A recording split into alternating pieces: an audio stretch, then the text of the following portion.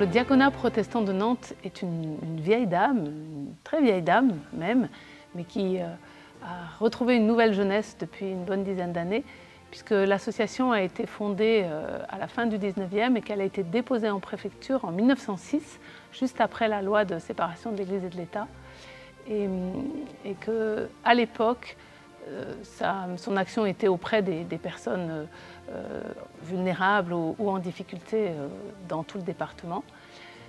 L'action qui reste la plus historique est celle d'accueil en bord de mer dans un centre de vacances qui s'appelle la Brise de Mer.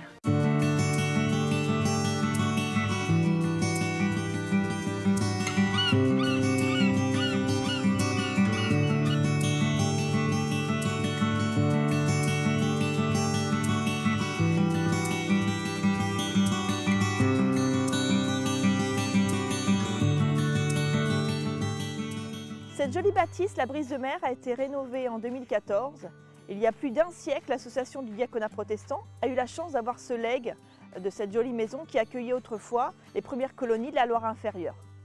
Vous allez pouvoir découvrir cette jolie maison qui était à la base la maison d'un riche donateur, Hippolyte Durand-Gasselin, qui a légué à l'association du diaconat protestant il y a un siècle. Après un siècle d'habitation de ces lieux par l'association du diaconat protestant de Nantes, il a fallu faire des travaux. En effet, la maison avait vieilli, il a fallu rénover et c'est en 2014 qu'on a pu rénover totalement et ajouter 2 écogîtes à la maison. L'écogîte rentre dans une charte de qualité, proposée notamment par les hébergements de Gîtes de France, rentre dans des critères de base qui permettent d'être considérés en tant qu'écogîte. La Brise de Mer a été rénovée donc en 2014 et a pu faire d'énormes travaux pour pouvoir devenir tourisme et handicap. En plus d'être labellisée Tourisme et Handicap, la Brise de Mer a fait l'effort d'apporter sur ses gîtes, écumes de mer et étoiles de mer, des cuisines sur vérin qui permettent de s'élever à la hauteur de la personne ou s'abaisser à la hauteur d'un fauteuil. Donc on a voulu apporter ces petits détails qui vont changer un petit peu. C'est pas parce que nous sommes juste éco-gîtes qu'on ne peut pas apporter plus de confort pour nos vacanciers. En plus d'une nombreuse équipe de bénévoles basée sur Nantes, nous avons 6 salariés à la Brise de Mer qui permettent de garder ces lieux et d'accueillir chaque vacancier avec un petit clin d'œil. Nous sommes là vraiment pour vous aider à préparer vos vacances, votre séjour, et avons une attention particulière à votre bonheur. Tout a été réfléchi au niveau de handicap, aussi bien au niveau des extérieurs avec les balancelles ou le baby-foot ou la table de ping-pong accessible. On a également des visuels qui vont être refléter un petit peu la différence au niveau des pictogrammes, des couleurs, des contrastes, du braille. Et toute l'équipe est également formée à l'accueil des publics fragilisés et en situation de handicap. Ça vaut le coup de venir à la Brise de Mer.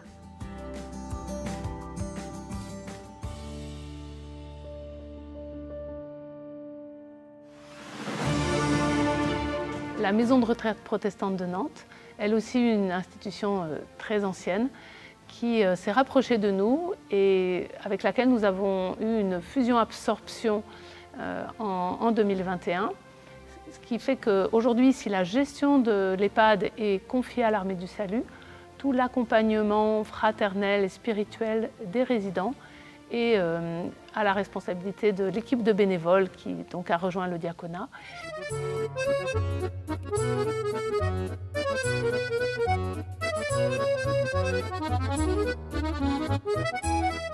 Alors, la maison de retraite protestante est un établissement de l'Armée du Salut. Nous pouvons accueillir ici 82 résidents, donc des personnes âgées de 60 ans et plus, qui ne peuvent plus être à domicile et dont l'autonomie nécessite en fait une prise en charge, une prise en soin, un accompagnement quotidien par des professionnels. Une maison de retraite, c'est d'abord un lieu de vie. Nous avons la chance d'avoir des bénévoles au sein de la maison de retraite protestante qui viennent en appui des professionnels. C'est qu'avec près de 80 résidents, tout seul, on ne fait rien. Donc il faut absolument s'appuyer sur les autres et travailler ensemble. Et c'est là où, en m'appuyant donc sur le réseau des amis de la maison de retraite protestante et donc maintenant du diaconat protestant nantais, on a pu monter ensemble différents projets. Les bénévoles interviennent ici de différentes manières. Il y a notamment le culte protestant qui est assuré ici toutes les semaines. Certains bénévoles également assurent des visites individuelles auprès des personnes, et c'est aussi un aspect qui est important parce que les bénévoles sont des personnes qui viennent et qui ont du temps pour une écoute personnelle et qui écoutent d'une oreille bienveillante. Les écouter. Surtout les écouter. Ici, c'est l'écoute qui prime tout. Écouter leur vie, écouter et les laisser parler. Parce que le bénévolat, c'est ça. Quand on est ici, il faut d'abord entrer avec le sourire. Et deuxièmement, il faut surtout écouter nos résidents. Alors si demain il n'y avait pas les bénévoles, je serais bien embêté. Parce que pour moi, les bénévoles, ils sont indispensables. Ben, les bénévoles nous apportent beaucoup. Et heureusement que nous les avons. L'entraide est une activité au cœur même du bâtiment paroissial, au centre de Nantes, qui a vocation à accueillir toute personne en situation de précarité. Alors ça s'adresse aux personnes à la rue, aux personnes sans abri, beaucoup de personnes issues de l'immigration qui viennent frapper à la porte.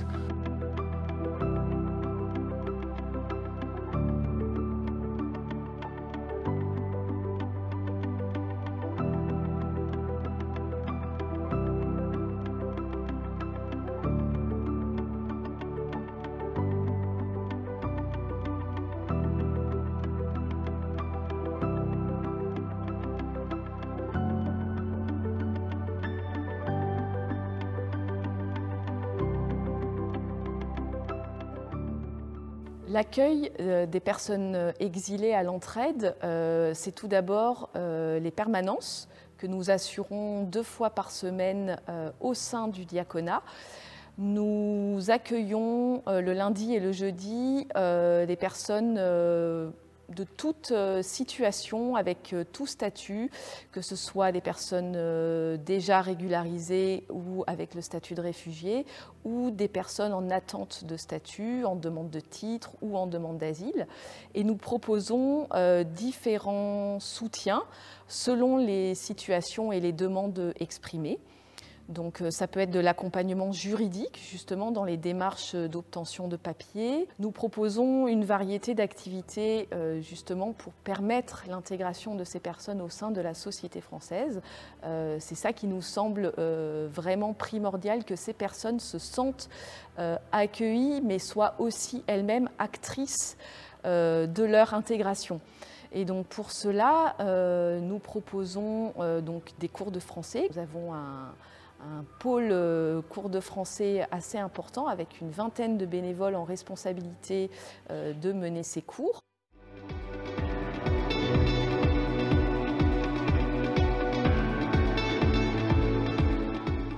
Donc je suis arrivée à Nantes depuis 3 ans maintenant et j'ai pratiquement immédiatement intégré le diaconat et j'ai commencé à donner des cours de français langue étrangère et on m'a demandé depuis 2 ans de coordonner ce groupe. Je m'appelle Lulzime. Je suis albanaise. C'est très différent des uns pour les uns et pour les autres selon leur origine. Ils sont très différents selon leur âge, leur capacité d'apprentissage. Quel pays, Albanie? Je venais ici 3 ans, 50 mois. Nous proposons également un accompagnement vers l'emploi. Donc tout un accompagnement personnalisé vers des formations, vers des emplois selon les profils des personnes que nous accompagnons. Et puis nous avons aussi un pôle hébergement. Actuellement, à l'entraide, on héberge 62 personnes dans 14 logements différents à peu près. Les personnes sont d'origines diverses, en majorité de l'Afrique de l'Ouest, de l'Afrique de l'Est, et également de l'Europe de l'Est, avec des pays comme l'Arménie ou l'Albanie par exemple. Donc au sein de l'association, on a différents types de logements dans lesquels les personnes sont hébergées. Elles peuvent être hébergées par exemple chez des propriétaires qui hébergent les personnes au sein de leur logement. Donc ça s'appelle l'hébergement citoyen ou hébergement solidaire. On a également des partenariats avec des foyers ou des associations qui nous mettent à disposition des chambres ou alors des logements. Et puis le plus courant, c'est ce qu'on appelle l'intermédiation locative. Donc c'est un fonctionnement en fait, où le propriétaire prend contact avec une association qui est agréée par la préfecture. Donc l'association, elle choisit des familles à héberger dans les logements des propriétaires. Donc l'association est locataire auprès du propriétaire bailleur. Elle choisit les familles à héberger et ensuite elle s'occupe de son accompagnement pendant toute la durée du bail. Moi, demande de l'association pour donner une maison. Là, une amie, elle regarde la diaconat, la Nantes. Après moi, contacte la diaconat. Tout le problème, elle a parlé.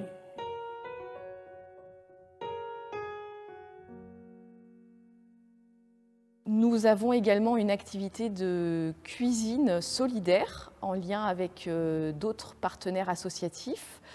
Donc c'est une cuisine qui est donc au sein des locaux du Temple et qui a été rénovée l'été dernier pour permettre à des personnes hébergées en hôtel 115 qui n'ont pas la possibilité de cuisiner de venir sur 3 créneaux différents par semaine cuisiner leurs plats et renouer avec l'importance que cuisiner représente.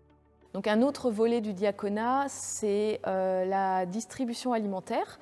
C'est une action que nous proposons 2 fois par mois, tous les 15 jours, le mardi, à destination donc, des personnes les plus démunies qui n'ont pas les moyens de s'acheter à manger de façon digne.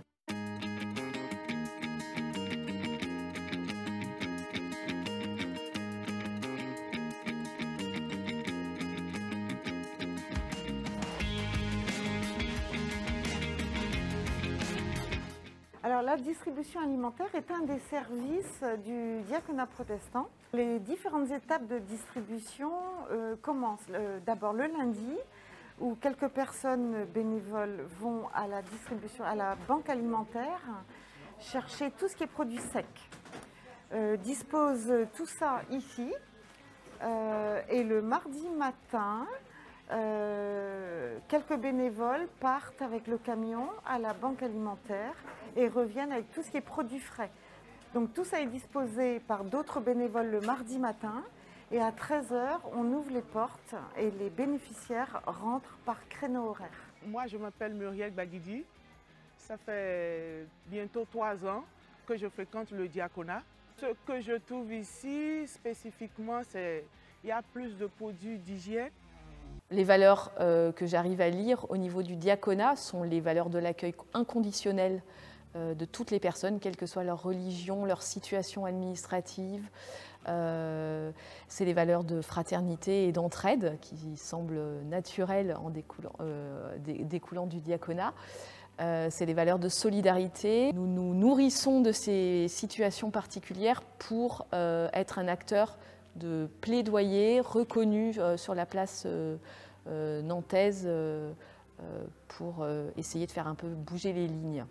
Une des actions proposées par le diaconat, c'est également le parrainage-marrainage. Alors le parrainage, c'est une des spécificités de notre action qui repose là presque exclusivement sur l'action bénévole. C'est une des déclinaisons de ce qui fait notre ADN, c'est-à-dire l'accompagnement vraiment dans la globalité des personnes que nous accueillons. Le parrainage et le marrainage, puisque parfois on l'appelle aussi comme ça, car il y a aussi des marraines seules, c'est l'engagement que prend une personne, parfois un couple, assez souvent un couple d'ailleurs, d'accompagner dans la durée, cet aspect de durée est très très important, les personnes accueillies que nous hébergeons. Le but aussi du parrainage, c'est comme de toute l'action de l'entraide du diaconat, c'est de mettre les personnes en situation favorable pour reprendre complètement leur destin en main. Un parrainage réussi, c'est un parrainage qui se termine. Alors soit il se termine et la personne, on ne la voit plus parce qu'elle vole de ses propres ailes, soit la relation de parrainage se transforme en relation d'amitié, soit elle disparaît. Mais c'est en fait l'objectif, que le parrainage puisse se terminer et que la personne ait vraiment eu tous les moyens de reprendre son destin en main, de se projeter dans l'avenir et d'avoir un avenir en France. Merci, diaconat. Je remercie toujours le diaconat pour ça. Merci beaucoup, professeur Viviane. Et tout, Merci beaucoup. Merci beaucoup. Pour moi, je suis très contente. Merci beaucoup, merci. Que Dieu vous bénisse.